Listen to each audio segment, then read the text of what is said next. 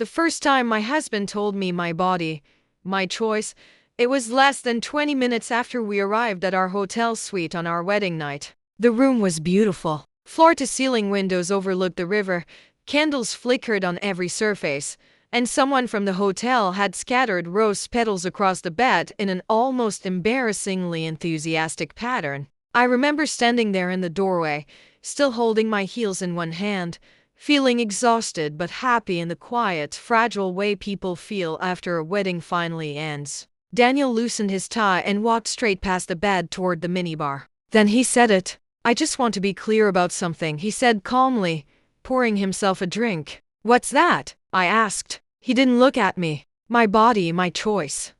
I blinked. "I'm sorry. I'm not going to be pressured into intimacy," he said. "Not tonight. Maybe not for a while." For a moment, I thought he was joking. He wasn't smiling. He sipped his whiskey and continued speaking in the same calm, almost rehearsed tone. "I want a marriage built on respect for boundaries." I stood there in my wedding dress, trying to understand how we had somehow skipped an entire conversation that most couples probably had long before getting married. I'm not pressuring you," I said carefully. "I'm just saying," he replied. "It's important to establish that early." And that was how my wedding night ended. Daniel finished his drink. He turned off the lights, and he went to sleep on the couch. My name is Claire Whitmore. I'm 36 years old, and until 8 months ago I believed I had married one of the most thoughtful men I had ever met. Daniel Archer was a corporate attorney, organized, articulate, and deeply principled about things most people barely thought about. That was part of what I admired about him. We met 3 years earlier at a charity gala my company sponsored. I worked as a senior financial analyst for a logistics firm, and Daniel had been representing one of the nonprofit boards. He had a quiet intelligence that stood out immediately. While most of the men at the event seemed eager to talk about themselves, Daniel asked thoughtful questions and listened carefully to the answers. By the end of the night, we had spent almost 2 hours discussing everything from public policy to our mutual dislike of small talk. He asked for my number when I was leaving. Our first date lasted 5 hours. By the time he proposed 2 years later, I thought I knew him better than anyone. Which is why what happened after the wedding made so little sense. The morning after our wedding night, Daniel behaved as if nothing unusual had happened. He woke up early, ordered breakfast, and sat at the small dining table in our suite reading emails on his phone. "Good morning," he said when I finally came out of the bedroom. I watched him carefully. "You slept on the couch?" "Yes." "And you're okay with that?" "Perfectly."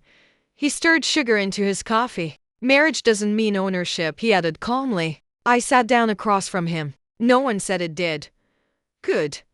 He smiled briefly. "Then we're on the same page." The conversation ended there. I told myself not to overthink it. Weddings were stressful. Maybe Daniel simply needed time. But the pattern continued. Our honeymoon in Santorini was beautiful in every outward sense. We toured vineyards. We sailed along the caldera. We watched sunsets that looked like something out of a travel magazine. And every night, when we returned to the hotel, Daniel would kiss my cheek, wish me good night, and disappear into the bathroom with his laptop. If I tried to initiate anything physical, he would gently move my hand away. "My body, my choice," he would remind me. Always calm, always reasonable, always final. At first, I respected it. Consent mattered. Boundaries mattered. But after 2 weeks of marriage, something about the situation began to feel strange. Daniel wasn't shy or awkward. He wasn't religious. He wasn't inexperienced. Before our wedding, we had discussed intimacy openly. Our relationship had been affectionate and physical, though we had agreed to wait until marriage for deeper reasons we both understood. So why would he suddenly withdraw completely the moment the wedding was over? The first real crack appeared 3 weeks later. We had just moved into Daniel's townhouse, and I was unpacking boxes in the guest room when I noticed something unusual in the closet. A small safe. I wouldn't have thought much of it, except Daniel had always insisted he didn't keep valuables at home. Curious, I mentioned it over dinner. "Oh," he said quickly. "Work documents. Legal documents." "Yes." "Why keep them here?" "Client confidentiality."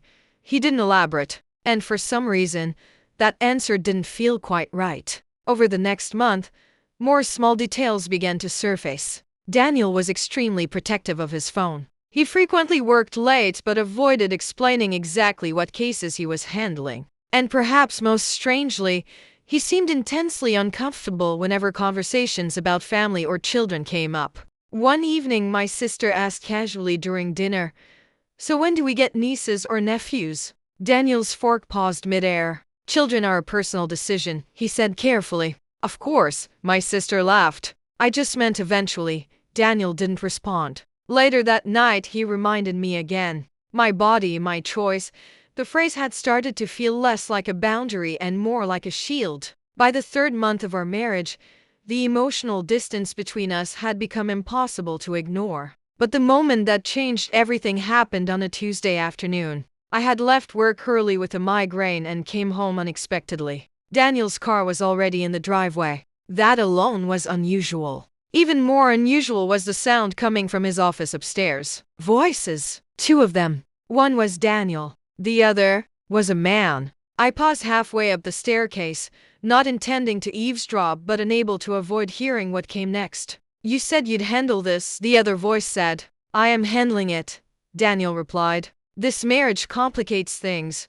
You knew about it from the beginning." "Yes. But 8 months is a long time to keep pretending." Pretending. The word settled into my mind like a stone dropping into water. "I need time," Daniel said quietly. "You've already had time." Silence followed. Then the other man spoke again. "Michael can't keep waiting forever." Michael? I had never heard that name before. The front door closed a few minutes later. I stepped quietly back into the hallway before Daniel came downstairs. When he saw me sitting in the living room, he looked surprised. "You're home early." "Headache," I said. He studied my face for a moment. Then he nodded and walked past me toward the kitchen. That night I didn't ask any questions. But something inside me had shifted. For the first time, I allowed myself to consider a possibility that had never crossed my mind before. And once the thought appeared, it refused to leave. The next week, I began paying closer attention. Daniel's late nights became easier to track. His phone calls moved to the backyard when he thought I was asleep. And twice, I noticed him texting someone whose name appeared only as a single letter. 3 weeks later, the final piece fell into place. It happened by accident. Daniel had left his laptop open in the study while taking a shower. Normally, I would never invade someone's privacy that way. But at that point, my instincts had grown louder than my hesitation. The email thread was already open, and the sender's name at the top made my stomach tighten. Michael Grant. The subject line read, "We can't keep living like this." I didn't read every message. I didn't need to. The first 3 told me everything. Daniel and Michael had been in a relationship for 6 years. They had lived together in another city before Daniel relocated for work. And the marriage had been Daniel's idea. A way to protect his career. A way to satisfy his conservative family. A way to maintain a certain image within his law firm. Michael had agreed temporarily, but temporary had turned into 8 months. And now he was losing patience. When Daniel came downstairs after his shower, I was sitting exactly where he had left me. He immediately sensed something was different. "What's wrong?" he asked. I looked at him calmly. "Who is Michael?" The color drained from his face. For a long moment he said nothing. Then he sat down slowly across from me. "You went through my computer." "Yes." "That's a violation of trust." I almost laughed. "You married me under false pretenses." Daniel's voice remained steady. "It's more complicated than that, is it?" He rubbed his temples. "My career depends on a certain reputation," he said quietly. "You used me as camouflage. I intended to tell you eventually." "When?" "After things stabilized." "How long would that take?" He didn't answer. The silence stretched between us. Finally he said, almost defensively, "You said you respected boundaries." "I do. And my body is my choice." I studied him for a moment. Then I nodded slowly. "You're absolutely right." That answer seemed to relax him slightly. "I didn't want to hurt you," he added. "I believe you." But in that moment, something inside me became very clear. Daniel believed he controlled the narrative. He believed the situation was unfortunate but manageable, and he believed I would quietly accept the arrangement he had constructed. What he didn't realize was that he had just given me something far more valuable than an explanation. He had given me time. Over the next 2 months, I said nothing about divorce. I remained calm, supportive, even friendly. Daniel seemed relieved by my composure. What he didn't know was that I had started speaking to a lawyer of my own, one who specialized in financial fraud and marital